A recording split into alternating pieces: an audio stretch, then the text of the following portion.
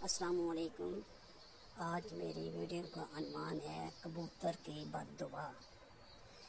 बिस्मिल्लाहिर्रहमानिर्रहीम। अक्सर हमारे जहनों में ये सवाल पैदा होता है कि क्या परिंदों को कैद करके रखा जा सकता है? क्या हमारे प्यारे नबी हज़रत मोहम्मद मुस्तफ़ा सल्लल्लाहु अलैहि वसल्लम की कोई हदीस पाक इस मौजू पर मौजूद है कि कबूतर को घर में रखने से खुशहाली आती है या कि वो घर वालों के लिए मनहूस होता है? कबूतरों का जन्नत से क्या ताल्लुक है? कबूतर किसी भी शख्स को बद्दुआ कब देता है? नाज़रीन ग्रामी, सबसे पहले तो इस बात को ज़हन नशीन कर लें कि घरों में जानवर और परिंदे पालना जायज़ है, बशर्ते कि उनकी खुराक और निगहदाश्त का भरपूर इंतज़ाम किया जाए, उनको तंग ना किया जाए और बीमारी की सूरत में उनका इलाज मुआवजा करवाया जाए। नाज़रीन ग्राम, बुखारी की हदीस नंबर 2291 और मुस्लिम की हदीस नंबर 1692 पर रवायत इस तरह मौजूद है कि हजरत अनस रज़ियल्लाहु ताला अन्हु के छोटे भाई ने एक परिंदा पाल रखा था और जब भी नबी करीम सल्लल्लाहु अलैहि वसल्लम उनके घर जाते तो यूं दरियाफ्त फरमाते, अबू उमैर, उस परिंदे का क्या किया जिसे बच्चा खेलता है? अब जरा गौर फरमाइए कि अगर परिंदा रखना गुनाह होता तो जरूर हजूर नबी करीम सल्लल्लाहु अलैहि वसल्लम हजरत अनस रज़ियल्लाहु ताला अन्हु को मना फरमाते। बेशक परिंदे घर में रखे जा सकते हैं, लेकिन ये याद रखिए कि अगर आपने किसी परिंदे या जानवर को घर में रखा और उसका ख्याल न रखा तो भी जरूर आप गुनाह के मुर्तकिब होंगे, जैसा कि नबी आखिर ज़मान सरवरे कायनात हज़रत मोहम्मद मुस्तफ़ा सल्लल्लाहु अलैहि वसल्लम ने फरमाया कि एक औरत सिर्फ इस वजह से जहन्नम में जाएगी कि उसने एक बिल्ली को इस हाल में बांधे रखा कि ना उसको कुछ खाने को दिया और ना ही पानी पिलाया और ना उसको खुला छोड़ा कि वो खुद खा पी ले, और बिल्ली इसी बदहाली में मर गई। इसी तरह कबूतर को भी घर में पालने से भी मना नहीं किया गया, लेकिन परिंदों को सताना एक बहुत बड़ा गुनाह है, जैसा कि अबू दाऊद शरीफ में हजरत अब्दुल्ला बिन मसूद रज़ियल्लाहु ताला अन्हु की रवायत करदा एक हदीस में कबूतर का जिक्र है। ये कबूतर हजूर पाक सल्लल्लाहु अलैहि वसल्लम के पास आया और अपनी जबान में कुछ कहने लगा। जब वो चुप हुआ तो हजूर पाक सल्लल्लाहु अलैहि वसल्लम फरमाने लगे कि मेरे किसी सहाबी ने इस कबूतर के घोंसले से अंडे उठाए लिए हैं। पास ही एक सहाबी ने इकरार किया तो हुजूर पाक सल्लल्लाहु अलैहि वसल्लम ने उन्हें हुक्म दिया कि फौरन उसके अंडे वापस रखाएं। परिंदों को सताने में कोई खैर नहीं है, बल्कि उल्टा परिंदे अपने सताने वाले के लिए बद्दुआ करते हैं, क्योंकि कबूतर भी उन परिंदों में शामिल है जो कि अंबिया अलैहिस्सलातु वस्सलाम का पसंदीदा रहा है। इसलिए अगर कबूतर को सताया जाएगा तो कबूतर भी बद्दुआ दे सकता है, लिहाजा कबूतर को सताने से इज्तनाब करना चाहिए। कबूतर के हवाले से आपको बताते हैं कि इस्लामी तालीमात उसके बारे में क्या कहती है।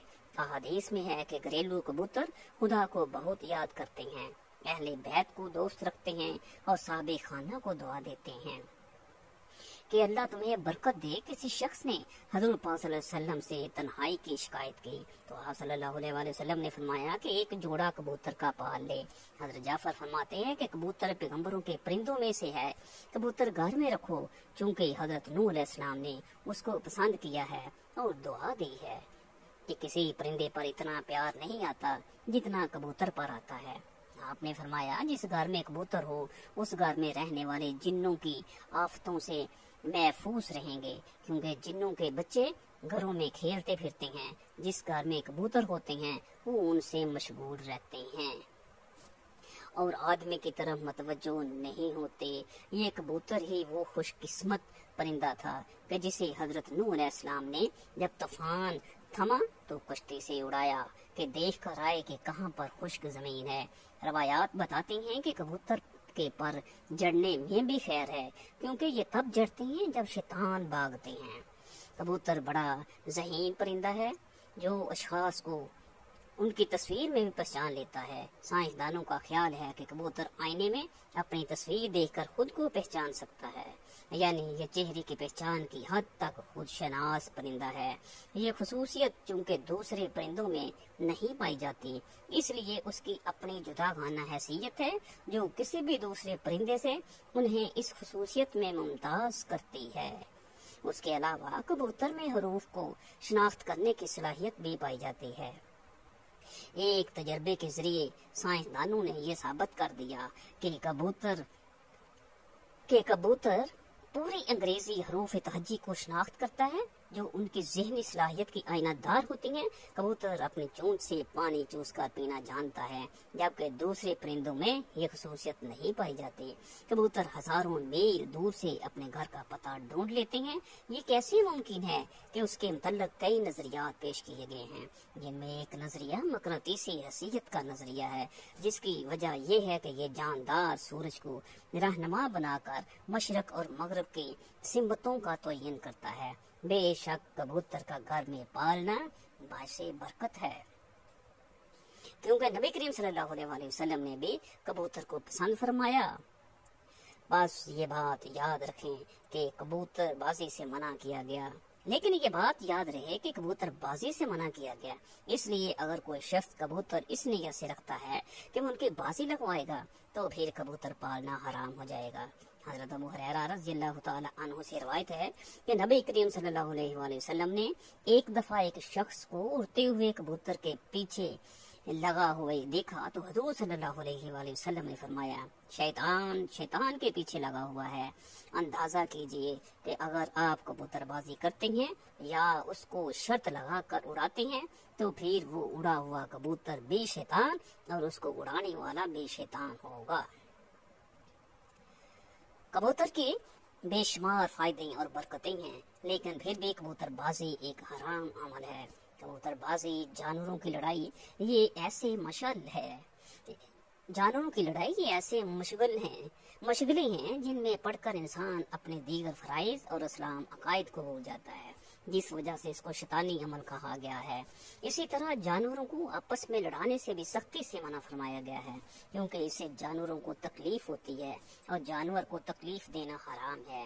رسول اللہ صلی اللہ علیہ وآلہ وسلم نے فرمایا، جانوروں کو ایذا تکلیف دینا درست نہیں، جیسا کہ حدیثوں میں بیان کیا گیا ہے کہ رسول اللہ صلی اللہ علیہ وآلہ وسلم ایک اونٹ کے پاس سے گزرے جس کے چہرے پر داغ لگایا ہوا تھا، تو آپ نے فرمایا، جاؤ اونٹ کے مالک سے کہو کہ اس کے چہرے سے آگ کو دور رکھے۔